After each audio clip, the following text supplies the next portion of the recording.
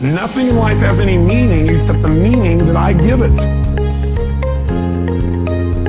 You're the one that puts the label on what things mean. So what we're really going to do is we're going to start our whole basis of studying of communication to remember one thing, and write this in your notes if you would, and that is the quality of your life is directly related to the quality of your communication. The quality of your life is the quality of your communication. Period. Now, pretty basic idea, nothing earth-shattering, but I'm here to tell you that's your entire life comes down to this. The quality of your entire life comes down to the quality of how you communicate. With whom? No. With whom first do you think it determines how you... That's right. The quality of your life starts with the quality of how you communicate to yourself. That's where it all starts. How you feel is not based on the environment. Is it based, like how you feel? Is that determined based on, like, whether or not you have lots of money? Yes or no? Okay, some of you have little mixed feelings about this, don't you? But let me ask you a question. How many of you know somebody who has tons of money and is still not happy? Interesting. How many of you know somebody who doesn't have any money at all but seems to be very happy? So does money determine your happiness? Yes or no? How many know if you had lots of money, though, you'd be happy? You're different. Okay. Now, see, that's not going to do it, is it? It's not the money. It's how you communicate to yourself about money. By the way, can people have an abundance but communicate to themselves that they're still in scarcity? Yes or no? Yes. Absolutely. So money doesn't do it. Is how you feel determined by whether or not the weather is good? Yes. Oh, really? Are there people in freezing weather who are very happy? Yes or no? Are there people in hot weather that are very happy? Yes or no? Yes. See, the weather doesn't determine it. Is it, whether you're happy or not, determined by whether or not other people say they love you? You go, yes, but it shouldn't. So you sit there and should all over yourself, huh? Okay. You're right, it probably shouldn't, but a lot of us connect that real directly. But I got a question for you. Somebody comes up to you and they tell you, I love you. Or they come up and they hug you. Or they look at you that certain special way. Or they kiss you passionately. You know, these feelings inside. You begin to come to attention, gentlemen.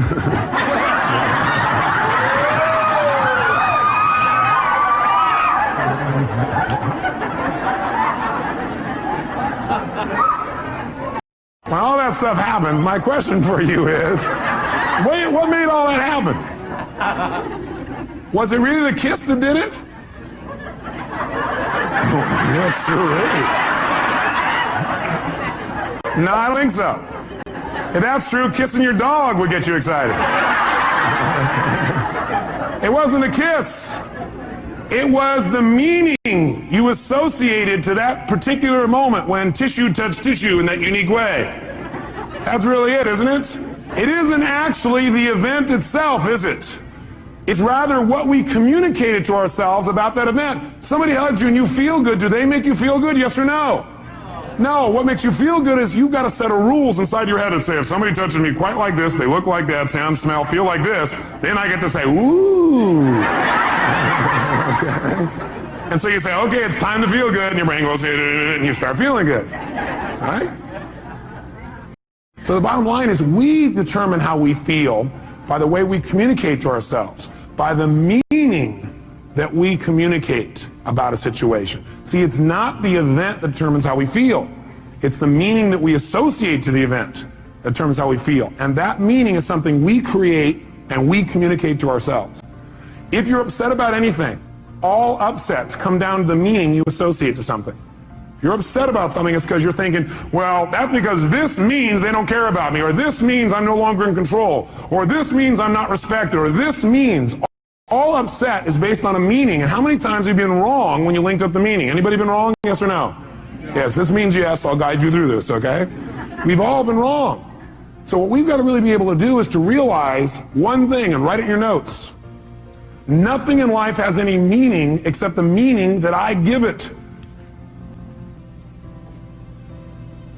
Nothing in life has any meaning except the meaning that I give it.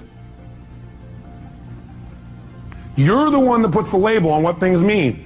And the last time you were with me, I gave you a phrase when we talked about transformational vocabulary.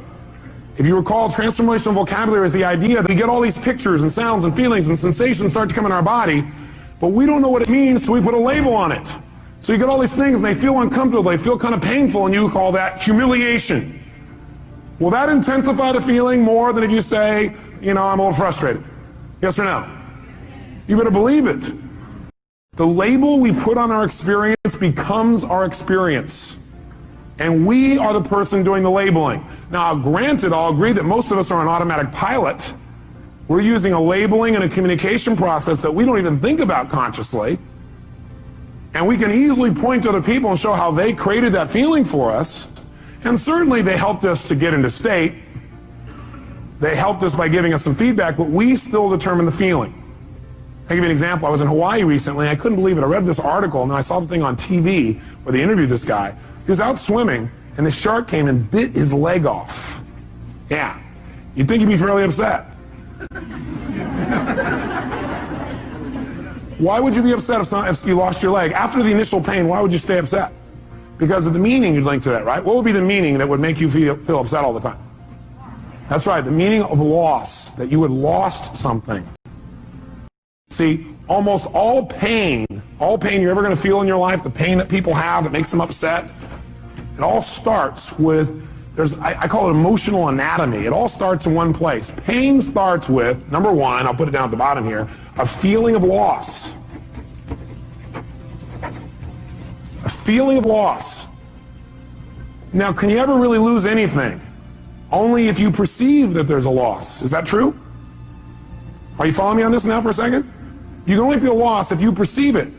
In other words, you have to tell yourself there's a loss. You have to communicate that you've lost something. This man was not upset. In fact, he was concerned about the shark. Yeah, you say, this guy's on drugs. No, he was sincere. Because his belief was that, number one, he was responsible, not the shark, because he was a swimmer, and he knew that in the area he was, there were sharks, and if he's thrashing around on the top, they think it's a turtle, they'll come after him. So the meaning for him was, this was a learning experience. That's what it meant to him. For other people, it mean, I'm maimed for life. I'll be a gimp for the rest of my life. If he would have linked those meanings, do you think he would have been in the same state, yes or no? No way. When you have an upset of any sort, you're feeling some negative emotion, it always comes down to really you have a feeling of what? Loss. But do you ever really lose? No, you don't ever lose anything. It just changes form. Hey, nothing in the entire universe ever disappears. Nothing. Not your physical body, not rocks, not stones, nothing. Everything in the universe transforms. So you can't lose. But if you want to feel bad, what you have to do is have the illusion of loss. Create the illusion of loss. That's all you have to do to feel bad. So I'll guide you on how to feel bad. Step one, feel bad. Create the illusion of loss. I want you to make sure you take notes. The next time you want to feel bad, you know what to do. Okay? Now, after the illusion of loss, what that usually does is that creates the second major emotion in the anatomy of human emotion, and that is feeling of hurt. Feel hurt. And usually what happens is people don't notice the loss thing, they notice they feel hurt. If they're sensitive. Because this stuff happens pretty fast, doesn't it? Like, we've forgotten it's loss. All we know is we feel hurt.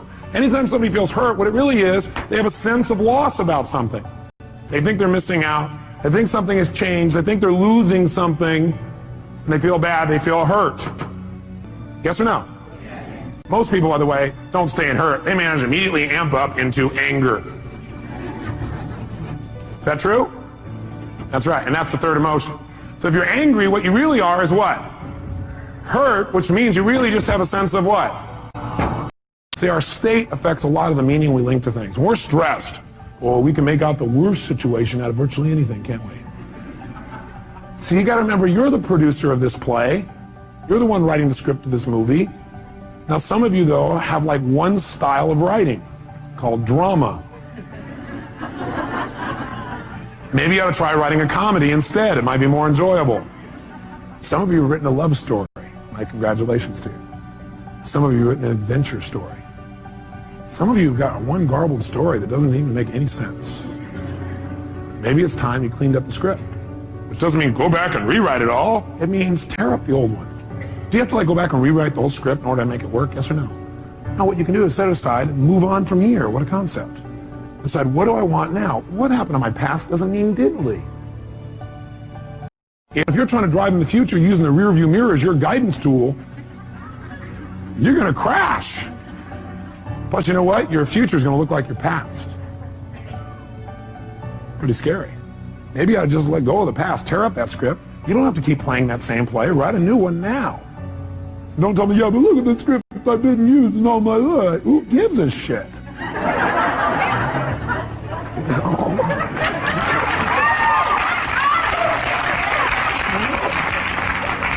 Put it in the circular file and write a new one. See, the whole key is the quality of life is the quality of communication. Number one, with yourself.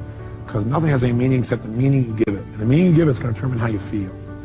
How you feel is going to determine what you do, and what you do is going to shape your destiny.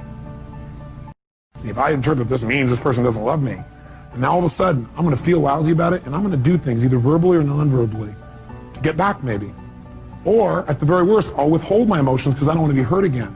And does that withholding make my relationship better, yes or no? No, now all of a sudden we start to drift apart. And now I start doing things that will change my destiny and separate me from somebody I really love and somebody who really loves me, all because I made up a bunch of crap in my head. Nothing has any meaning except the meaning you give it, bottom line. It's not the event, it's what you do with it that determines the quality of your life. And what we do with it is what we do with it inside of our head. It's not the event. It's what we do with the event that determines the quality of our life. What do we do with it inside of our head?